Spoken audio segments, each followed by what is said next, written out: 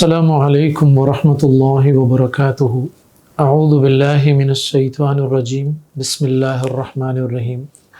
الحمد للہ بفضلہ ومنہ وکرمہ۔ صحیح بخاری کتاب الرقاق کے ابتدائی 17 ابواب یوں کہہ لیجئے کہ ہمیں کچھ مبادیاتی طور پر اس بات کی حقیقت بتا رہے تھے کہ دنیا کیا ہے اور آخرت کیا ہے، ہمیں دنیا میں زندگی کیسے گزارنی چاہیے، دنیا کی رنگینیوں کے ساتھ ہمارا وقت کیسا گزرنا چاہیے، اور آخرت کے حوالے سے ہمارا موقف کیا ہونا چاہیے۔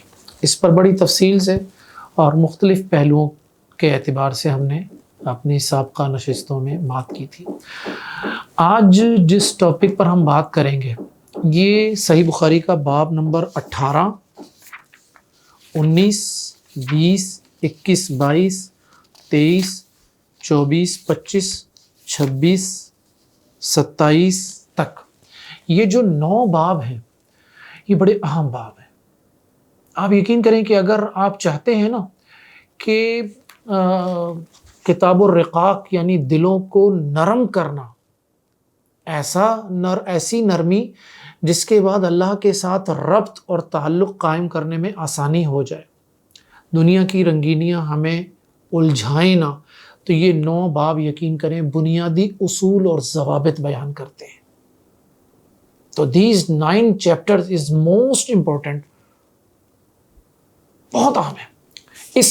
اس حوالے سے جو آج پہلا ہم باب پڑھیں گے، اس باب میں 8 احادیث ہیں، اور یہ 8 احادیث ایک ہی بات کو مختلف پہلوؤں سے بیان کر رہی ہیں۔ آئیے ہم ذرا ان کا آغاز کرتے ہیں اور جاننے کی کوشش کرتے ہیں۔ امام بخاری رحمہ اللہ نے یہ جو 9 ابواب ہیں، ان 9 ابواب میں پہلا جو باب جس کو ایک اصول اور ضابطے کے طور پر میں بیان کرنا چاہتا ہوں کہ اگر آپ چاہتے ہیں کہ آپ دنیا کو اس طرح گزاریں جیسا کہ اللہ نے قرآن میں بیان کیا، نبی کریم صلی اللہ علیہ وسلم نے عملاً کر کے دکھایا، تو اس حوالے سے پہلا جو اصول اور ضابطہ ہے وہ امام بخاری رحمہ اللہ نے اس پر اس باب کا عنوان رکھا ہے۔ فرمایا باب القصد والمداومۃ علی العمل، کہ بھائی ایسا ہے کہ باب القصد،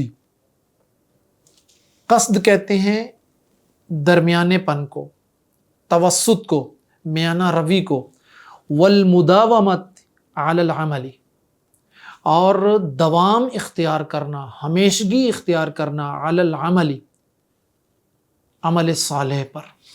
تو پہلا اصول یہ ہے کہ بھئی آپ اگر اپنی زندگی میں چاہتے ہیں کامیاب ہونا اور آخرت کو اپنا ٹارگٹ بنانا چاہتے ہیں، تو اس کے لیے آپ کے لیے لازم ہے کہ آپ اپنی زندگی میں ایک چیز کو اپنا آبجیکٹو ضرور بنائیں، کہ آپ کی زندگی میں افراط اور تفریط نہیں ہونا چاہیے۔ یہ جو کبھی موڈ میں آ کر 2 3 4 سپارے پڑھ لیتے ہیں، اور کبھی ہفتوں قرآن کو ہاتھ نہیں لگاتے، کبھی تہجد میں اٹھ کر تراویح پڑھ رہے ہیں، نفلی نماز پڑھ رہے ہیں، اور کبھی مہینوں کبھی نفلی نماز کی باری نہ آئے۔ اللہ تعالیٰ کو یہ جو کہتے ہیں متلون مزاجی، یہ پسند نہیں ہے۔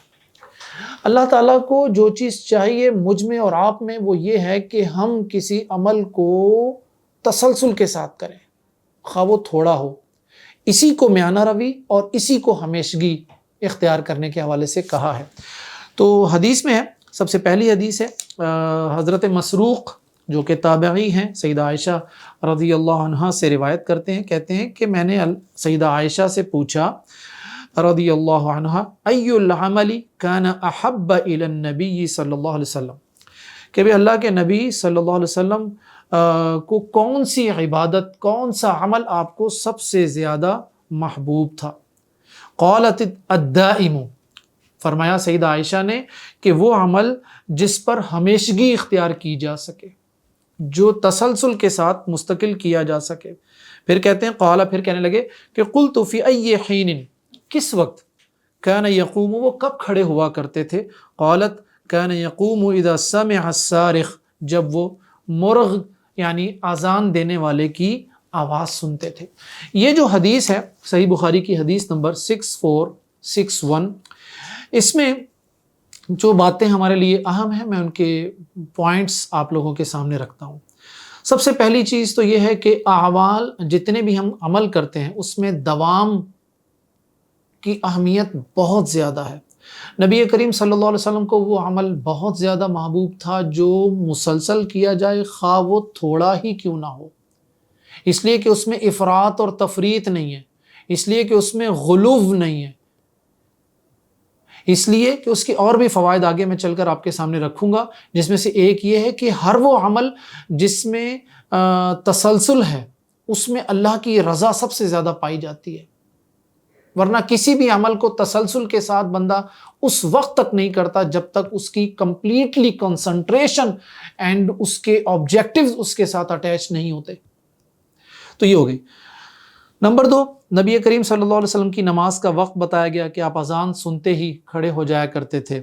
اور یہاں ایک چھوٹی سی بات جو ہمیں سمجھنی چاہیے، ہم میں سے ہر ایک پوچھتا ہے جی جماعت کھڑی ہونے کا ٹائم کیا ہے جی، کوئی اذان کا ٹائم نہیں پوچھتا ہم سے، حالانکہ اصولی طور پر اذان کا ٹائم پوچھنا چاہیے کہ اذان کب ہوگی۔ بہت کم لوگ ہیں جو اذان کا وقت پوچھتے ہیں، میجورٹی جماعت کھڑی ہونے کا وقت پوچھتے ہیں۔ تو یہ بھی ایک اصلاح والا عمل ہونا چاہیے کہ ہم اذان کا وقت پوچھیں اور ہماری توجہ اذان کے ساتھ ہو۔ سیدہ عائشہ رضی اللہ عنہا جو اس حدیث کی راویہ بھی ہیں، ان کی ایک اور حدیث میں بھی ملتا ہے کہ جب اذان ہو جاتی تھی تو اللہ کے نبی صلی اللہ علیہ وسلم ہمارے ساتھ ایسے ہو جاتے تھے جیسے ہمیں پہچانتے بھی نہیں ہیں۔ تو یہ سارے کے سارے عمل اذان کے ساتھ اٹیچ تھے۔ تو عملی پیغام ہمارا اس حدیث کی روشنی میں کیا ہو سکتا ہے کہ ہم اپنے عمل صالح کے اعتبار سے کوئی نہ کوئی 2 3 4 5 کام ایسے لے لیں جو ہم تسلسل کے ساتھ روزانہ کریں۔ مثال کے طور پر قرآن مجید کی تلاوت ہے، آپ اپنا معمول بنا لیں کہ روزانہ آپ نے ایک آیت ہی پڑھنی ہے۔ یقین کیجئے روز کی صرف ایک آیت آپ پڑھیے تسلسل کے ساتھ ساری زندگی، اللہ کو یہ عمل بہت زیادہ محبوب ہوگا۔ آپ معمول بنا لیجیے جس وقت آپ کی چھٹی ہوتی ہے ویکلی، آپ نے اس ویکلی چھٹی میں آپ نے نفلی نماز پڑھنی، تہجد پڑھنی ہے۔ آپ اپنا معمول بنا لیجیے جی کہ میں نے یہ ذکر اذکار جو ہے نا، یہ جو مسنون اور ثابت اذکار ہیں یہ میں نے کرنے ہیں روزانہ، چلتے پھرتے، ڈرائیو کرتے ہوئے، کام کرتے ہوئے، کوئی بھی۔ جس طرح میں بعض اوقات اپنا کام کر رہا ہوتا ہوں تو میں پیچھے کسی اچھے قاری کی جس کی مطلب ہے تلاوت لگا لیتا ہوں، قاری راحت الکردی ہیں، ٹھیک ہے، فہد البواردی ہیں، ٹھیک ہے، اور مسجد نبوی کے امام ہیں ہمارے استاد محترم شیخ علی عبد الرحمن حذیفی کے بیٹے احمد حذیفی ہیں، ان کی تلاوت پیچھے لگا لیتا ہوں اور میرا کام یقین کرے بڑے سکون سے چلتا رہتا ہے، اسموتھلی۔ کوئی بھی ریسرچ ورک کر رہا ہوں تو آپ لوگ کوئی نہ کوئی 1 2 3 چیزیں ایسی ضرور استعمال کریں جن کو اپنی زندگی کا مستقل حصہ بنا سکیں۔ یقین کیجئے یہ جو مستقل آپ کریں گے نا، یہ آپ کی زندگی کو سنوار دیں گے انشاءاللہ العزیز۔ اسی باب کی دوسری حدیث ہے، سیدہ عائشہ سے ہے، کہتی ہیں کان احب العمل الی رسول اللہ صلی اللہ علیہ وسلم الذی یدوم علیہ صاحبہ، کہ اللہ کے نبی صلی اللہ علیہ وسلم کو سب سے زیادہ محبوب اور پسندیدہ عمل وہ تھا جس پر اس کا کرنے والا مسلسل تسلسل کے ساتھ اس کو کرتا رہے۔ یعنی سمجھ میں آئی کہ اعمال کو تسلسل سے کرنا یہ اخلاص کی ایک علامت بھی ہے، اس میں ریاکاری سے اجتناب والا پہلو بھی ہے۔ اچھا، اس میں ایک چیز اور بھی ہے، اس میں انسانی فطرت کو بھی دیکھیں کتنا زبردست انداز میں مطلب انالائز کیا گیا ہے۔ اللہ کو معلوم ہے کہ مسلسل کوئی کام بہت زیادہ مقدار میں تسلسل کے ساتھ انسان نہیں کر سکتا، ٹھیک ہے، تو اسی لیے اللہ تعالیٰ نے کیا ریلیکسیشن دی کہ اللہ تعالیٰ کو کوانٹیٹی نہیں چاہیے، اللہ تعالیٰ کو کوالٹی چاہیے۔ Quantity is not required but required motive is quality. اللہ کو کوالٹی چاہیے، معیار چاہیے، وہ معیار خواہ تھوڑے سے عمل میں ہی کیوں نہ ہو۔ آپ روز کا ایک عمل بنانے، لا الہ الا اللہ وحدہ لا شریک لہ لہ الملک و لہ الحمد یحیی و یمیت وہو علی کل شیء قدیر، یا کوئی آپ ذکر اذکار رکھ لیجئے۔ اللہ کے نبی صلی اللہ علیہ وسلم روزانہ استغفار کیا کرتے تھے 70 سے زائد مرتبہ، 100 سے زائد مرتبہ. آپ اپنی سہولت کے اعتبار سے آپ بھی اپنے لیے کوئی فگر رکھ لیں کہ میں نے روزانہ اتنی مرتبہ استغفار کرنا ہے. تو یہ عمل آپ کو اخلاص بھی دے گا، ریاکاری سے بچائے گا، اور انشاءاللہ العزیز آپ کو خیر کی طرف لے کر آئے گا. حدیث نمبر 6463. یہ حدیث سیدنا ابو ہریرہ رضی اللہ عنہ اس کے راوی ہیں. فرماتے ہیں قال رسول اللہ صلی اللہ علیہ وسلم لن ينجی احدا منکم عملہ قالوا ولا انت یا رسول اللہ. سیدنا ابو ہریرہ روایت کرتے ہیں کہ انہوں نے کہا اللہ کے نبی صلی اللہ علیہ وسلم نے فرمایا کہ تم میں سے کسی شخص کو اس کا عمل نجات نہیں دلا سکے گا. صحابہ کہتے ہیں کہ اللہ کے رسول آپ کو بھی نہیں. قال ولا انا، یہاں تک کہ میں بھی نہیں. الا ان يتغمدني الله برحمت، یہاں تک کہ اللہ مجھے اپنی رحمت کے سائے میں لے لے. سددوا وقاربوا، لہذا تم سددوا اپنے عمل کو جاری رکھو، وقاربوا اور اس میں میانہ روی اختیار کرو، وغدوا وروحوا صبح اور شام کے وقت، وشیئا من الدلجۃ اور رات کے کچھ حصے میں، والقصد تبلغوا جاری رکھو بس اس کام کو، تبلغوا تم اپنی منزل تک پہنچ جاؤ گے. یہ حدیث جو ہے نا، اس حدیث میں بہت سارے قیمتی نکات جو ہے نا وہ ہمارے سامنے بیان ہوئے ہیں. سب سے پہلی چیز تو اس میں جو بتایا گیا، سب سے پہلا قیمتی نکتہ وہ یہ ہے کہ ہمیں اس کو ہم یوں کہیں کہ ہمارے معاشرے میں بہت سارے لوگ ایسے ہیں جنہیں نماز، روزہ، حج یا زکوٰۃ یا اس طرح نیکیاں کر کے اس پر کچھ ریاکاری والی کیفیت میں آتے ہیں، اور جن کا یہ گمان ہے کہ جی ہم نے الحمدللہ اتنے حج کیے ہوئے ہیں، اتنے عمرہ کیے ہوئے ہیں، اور یہ ہم کرتے ہیں، نماز پہلی صف میں پڑھتے ہیں وغیرہ وغیرہ.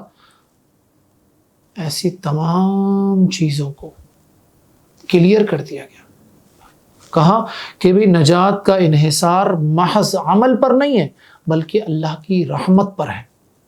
اس بنیادی نقطے کو سمجھ لیجئے، کیونکہ اگر یہ بات سمجھ لی جائے، کیونکہ جب انسان اپنے اندر یہ چیز لے کر آتا ہے نا کہ جی میں نے اتنی نیکیاں کی، اتنی نمازیں پڑھی، بعض اوقات انسان اپنے نام کے ساتھ کیا لگواتا ہے جی؟ الحاج. تو الحاج لگوانا یعنی کہ اس طرح کی جتنی بھی چیزیں وہ سب انسان کے اندر ریاکاری اور نمود اور نمائش اور تکبر والے پہلو لے کر آتی ہے. سب کا خاتمہ کر دیا گیا. یہاں تک کہ اللہ کے نبی صلی اللہ علیہ وسلم نے بطور تعلیم اور بطور تربیت یہ بات کی کہ بھئی اگر اللہ کی رحمت نہ ہو تو نجات ممکن نہیں ہے.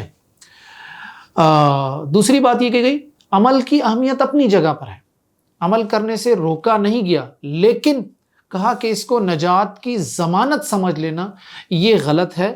اور اس میں یہ بھی ہے کہ انسان کا عمل کبھی بھی اللہ تعالیٰ کی جو عطا کردہ نعمتیں ہیں ان کا مقابلہ نہیں کر سکتے. اللہ کی جتنی نعمتیں ہیں، ان تعدوا نعمت اللہ لا تحصوها، تم اللہ کی نعمت کو اگر شمار کرنا چاہو گے تو اپنے وجود پر اللہ کی نعمتوں کو کاؤنٹ نہیں کر سکتے. بدلہ تو بہت دور کی بات ہے. تو یہ جو ہم عمل کرتے ہیں در حقیقت یہ اللہ تعالیٰ کا ایک شکر ادا کرنے کا پہلو ہے. اچھا، اس میں یہ جو الفاظ تھے القصدہ، اس سے مراد میانہ روی یعنی شدت، غلو اور افراط اور تفریط سے بچانا مراد ہے کہ دین میں اعتدال جو ہے نا وہ بڑا بہترین رویہ ہے. اس بات کو بہت عقائد میں بھی بیان کیا جا سکتا ہے، عبادات میں بھی، معاملات میں بھی، کہ خیر الامور اوسطها. شیخ الاسلام ابن تیمیہ رحمہ اللہ اپنے ایک چیپٹر میں العقیدۃ الواسطیہ میں بیان کرتے ہیں کہ توسط یا اعتدال کہاں کہاں بہتر ہے. اہل سنت و جماعت کہاں کہاں افراط اور تفریط سے بچتے ہیں. پھر وہ بتاتے ہیں کہ جی عقائد میں، صحابہ میں، عقیدہ آخرت میں، ہر جگہ وہ تقدیر میں، ہر جگہ وہ افراط اور تفریط سے بچ کر میانہ روی کے ساتھ اعتدال والا موقف اختیار کرتے ہیں. تیسرا جو فائدہ اس حدیث میں کہ ہر وقت کا فائدہ اٹھایا جائے. جو شخص یہ چاہتا ہے کہ اپنے دل کو نرم کرے، اس کو مستقل اس کیفیت کے ساتھ اٹیچ رہنا چاہیے، کچھ نہ کچھ ذکر، کچھ نہ کچھ نیکی والا رویہ رہنا چاہیے. عملی پیغام کیا ہے اس حدیث کا؟ وہی سمپل سی بات ہے کہ ہم نیکیوں پر فخر نہ کریں، اپنی نیکیوں پر غرور نہ کریں، کوئی نیکی کر لی ہے تو اس پر اللہ تعالیٰ کی رحمت کے طلبگار رہیں۔ ابراہیم علیہ السلام کا سبق بڑا زبردست ہے۔ آئی تھنک اس سے بڑی کوئی نیکی نہیں ہو سکتی جو ابراہیم علیہ السلام نے اپنے بیٹے کے ساتھ انجام دی تھی۔ وَإِذْ يَرْفَعُ إِبْرَاهِيمُ الْقَوَاعِدَ مِنَ الْبَيْتِ، اور ابراہیم جب اپنے بیٹے اسماعیل کے ساتھ بیت اللہ کے گھر کی دیواریں بلند کر رہے تھے تو وہاں وہ اللہ کی رحمت کو کس طرح مانگ رہے تھے؟ ربنا تقبل منا انک انت السمیع العلیم، اللہ تو ہمارا یہ عمل قبول کر لے۔ اور بھلا یہ عمل قبول کیوں نہ ہوتا؟ اللہ کا گھر اللہ کے حکم سے، اور وقت کا امام جو تمام امتحانات میں کامیاب ہو چکا ہے، اس کا یہ عمل کیوں نہ قبول ہوتا؟ لیکن اس کے باوجود ابراہیم علیہ السلام نے مجھے اور آپ کو سبق یہ دیا کہ ہم اس کی رحمت کے طلبگار ہمیشہ ہمیں رہنا چاہیے۔ اس کے بعد جو اگلی حدیث ہے وہ اسی حدیث کو دوبارہ بیان کر رہی ہے۔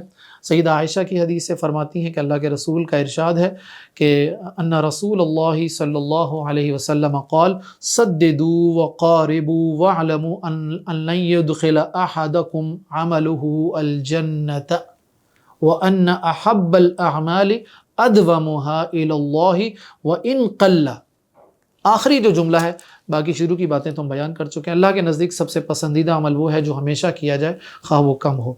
اگلی حدیث میں بھی یہی سیدہ عائشہ کی اسی بات کو بیان کیا گیا ہے، اور حدیث نمبر 6466 میں سیدہ عائشہ کی حدیث ہے۔ یہ سیدنا علقمہ یہ روایت کرتے ہیں، کہتے ہیں کہ میں نے سیدہ عائشہ اہل ایمان کی ماں سے رضی اللہ عنہا سے پوچھا، قلت یا ام المؤمنین، اے ام المؤمنین، کیف کان عمل النبی صلی اللہ علیہ وسلم، اللہ کے نبی کا عمل کیسا تھا؟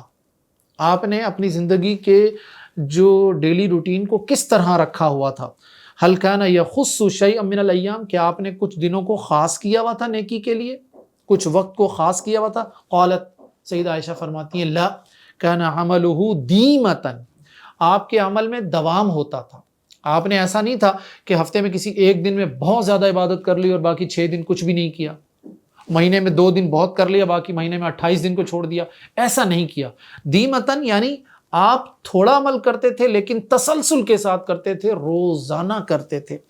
وَأَيُّكُمْ يَسْتَطِيعُ مَا كَانَ النَّبِيُّ صلی اللہ علیہ وسلم يَسْتَطِيعُ، اور تم میں سے کون ہے جسے ان اعمال کی طاقت ہو جو اللہ کے نبی صلی اللہ علیہ وسلم کے پاس طاقت تھی؟ تو اس حدیث سے بھی ہمیں یہ معلوم ہوتا ہے کہ اللہ کے نبی صلی اللہ علیہ وسلم نے اس بات کا سبق دیا کہ آپ تسلسل کے ساتھ ایک کام کو کریں۔ اگلی حدیث 6467 میں بھی یہی بات ہے، اور اس باب کی آخری حدیث ہے۔